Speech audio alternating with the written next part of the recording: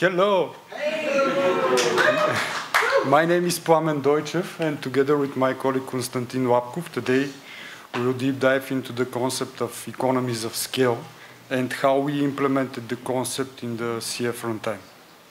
As the businesses increasingly transition to cloud computing, understanding how economies of scale can significantly reduce costs and drive innovation is crucial.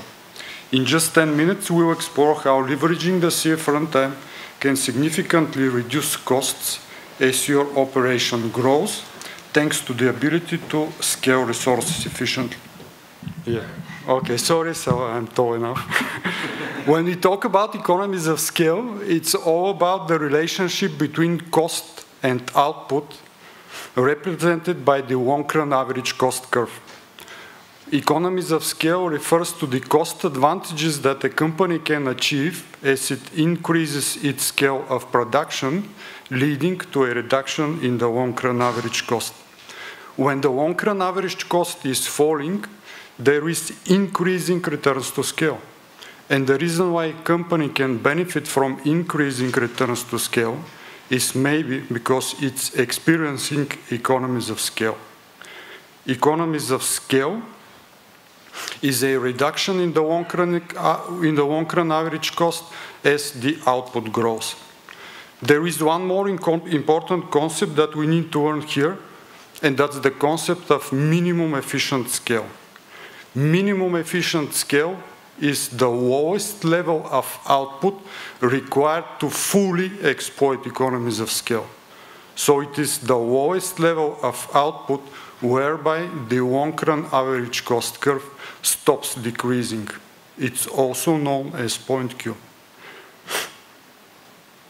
After that point, there is no more economies of scale. So it is very important point for the businesses knowing that after that quantity, the costs can't get any lower. Okay, so as we already acquired our necessary amount of knowledge on the topic of economies of scale, let's deep dive into how our team was able to implement this and transition from position Q1 to position Q.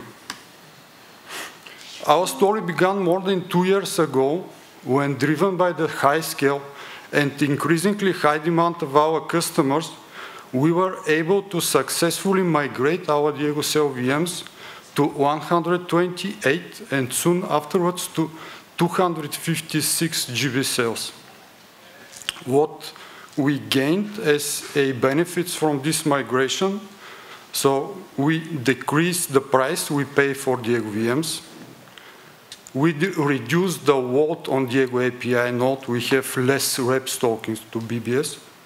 We gained a guaranteed network bandwidth, and we also enable large applications to be pushed with 100% CF push success rate without the need to have large amount of spare capacity. With the successful execution of this migration, we started to drop first coins in our piggy bank. On the next year, driven by the ever-changing economies environment, we were called to seek for cost optimizations. As the CF runtime is top 1 VM consumer, the spotlight turned on us. We noticed that on average, less than 30% of the physical memory is really used by the hosted containers on Diego VMs. What a huge loss, isn't it? In order to solve this problem, we implemented a memory overcommit. With the memory overcommit, we were able to successfully increase the real physical used memory up to 8% without risking the platform stability. The biggest benefits of the overcommit were there is a huge reduction in the number of Diego VMs, hence a lot of platform cost savings, hence a lot of coins in our piggy bank. And we also reduced the load on Diego API node. Okay, so what's next? Why not increase the maximum number of running containers per cell? Without limitation of 250 containers, we realized that sometimes we would reach that limit, although the VM still has memory or disk available. If you deploy many small containers on a large Diego cell, this often could be the case. So, in order to increase that limit, we identified 3 prerequisite tasks that we need to complete before being able to roll it out successfully. Oh, sorry, should have showed that. First, well, we need more IPs.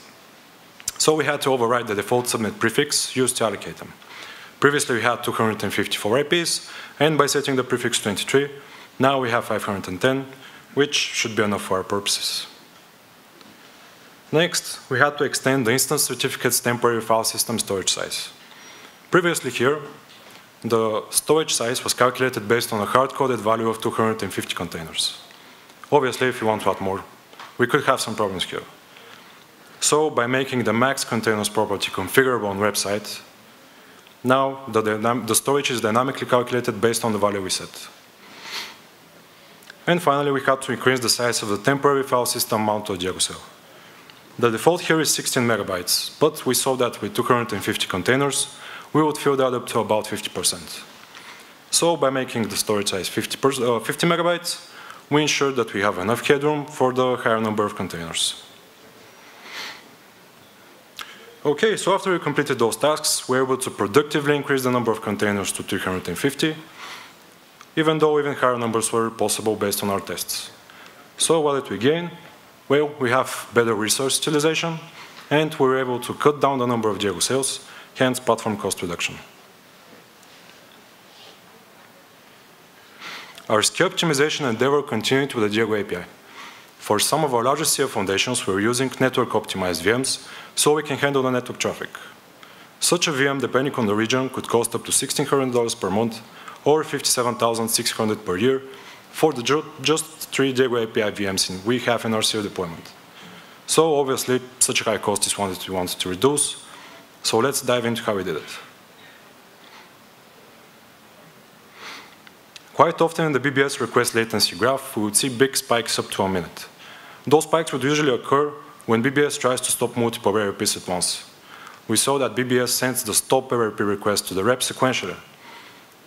A lot of those requests would fail because they exceed the 10-second timeout on Quad Controller, and they would have to be retried. So the very easy fix we applied here was sending those stop requests in parallel, and this way we reduced the number of requests that had to be retried, hence less network traffic, and we overall saw a reduction in the time it took to stop RPs. Every 30 seconds, the rep reaches out to BBS so it can sync the status of RPs on the cell. We decided to increase that interval to 70 seconds, and this way we reduced twice the strain reps were causing on BBS when syncing, without putting the platform at risk. Next, we have another optimization which is related to the syncing process. The BBS desired RP structure could grow into quite the monster, in particular the run info. During syncing, BBS sends the whole structure to the route emitters, and this includes the security groups.